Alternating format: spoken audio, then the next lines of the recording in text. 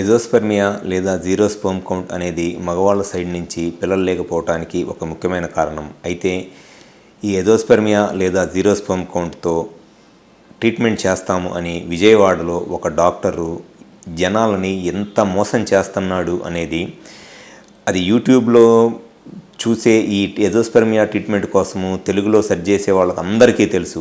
విజయవాడలో మేము ఎజోస్పెర్మియాకి లేదా పిల్లలు లేని వాళ్ళకి స్పెర్మ్ కౌంట్లో ఉన్న ప్రాబ్లం ఉన్న వాళ్ళకి మ్యాజిక్ ఫార్ములాతో ట్రీట్మెంట్ చేస్తాను అని ఒక అతను ప్రమోట్ చేసుకుంటున్నాడు. నేను సమ్ రీజన్స్ వల్ల నేను అతని పేరు చెప్పట్లేదులే, కానీ అతను ఆ వీడియోస్లో చెప్పే ప్రతి మాట అబద్ధము, అతను చేసే ప్రతి ట్రీట్మెంటు అబద్ధము. నేను అతని దగ్గర నుంచి ట్రీట్మెంట్ చేయించుకున్న చాలామంది పేషెంట్స్ నా దగ్గరికి వచ్చిన తర్వాత నేను వాళ్ళకి అతను చేసిన ట్రీట్మెంట్ని చూసి నేను డైరెక్ట్గా ఓపెన్గా నేను ఈ వీడియో చేస్తున్నాను. నేను ఈ వీడియో చేయడానికి ఒక మెయిన్ రీజన్ను పేషెంట్స్కి అవేర్నెస్ వచ్చిద్ది అని చేస్తున్నాను, అంతేగాని అతని మీద ఏదో కోపంతోనో లేకపోతే ఇంకొక దాంతోనో కాదు. అతను చెప్పే ట్రీట్మెంట్లో చెప్పే ప్రతి మాట, చేపించే ప్రతి టెస్టు అబద్ధమే. జస్ట్ నేను పేరు చెప్పలేకపోతున్నా, సమ్ రీజన్స్ వల్ల నేను పేరు చెప్పలేకపోతున్నా. భయపడి కాదు, జస్ట్ సమ్ ఎథిక్స్ వల్ల నేను పేరు చెప్పలేకపోతున్నాను. అతన్ని పొర్రపాటును కూడా అతను ఆ వీడియోస్లో చెప్పే ఒక్క మాట కూడా నిజం కాదు, నమ్మొద్దు. మ్యాజిక్ ఫార్ములాతో నేను ట్రీట్మెంట్ చేస్తాను, నా దగ్గర ఉన్న మ్యాజిక్ ఫార్ములా ప్రపంచంలో ఎవరి దగ్గర లేదు, ఈ ఫార్ములా కనుక బయటికి పోతే అందరూ కాపీ కొడతారు అని అతను చెప్పే ప్రతి మాట అబద్ధమే. అసలు ఎవరి దగ్గర లేని మ్యాజిక్ ఫార్ములా ఆయన ఏమన్నా కనుక్కున్నాడా?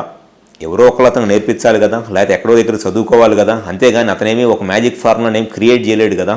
ఎక్కడి నుంచో ఒక శూన్యం నుంచి అతనేమి ఒక మ్యాజిక్ ఫార్ములాని క్రియేట్ చేయలేడు కదా.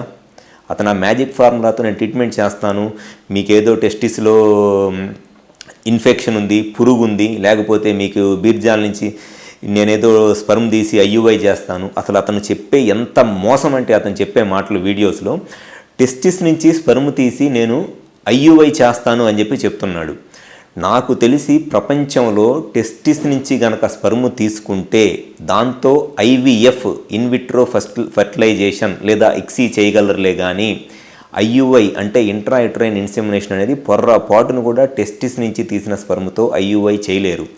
కానీ అసలు అంత ఓపెన్గా అతను యూట్యూబ్లోనూ పబ్లిక్ ప్లాట్ఫామ్స్లో నేను టెస్టిస్ నుంచి తీసిన స్పర్మ్తో ఐయుఐ చేస్తాను అని పేషెంట్స్ని ఎంత పచ్చిగా మోసం చేస్తున్నాడు అని అంటే, లిటరల్లీ అతను చేస్తున్నది మోసమైన పచ్చి పాపం చేస్తున్నాడు అతని మట్టికి.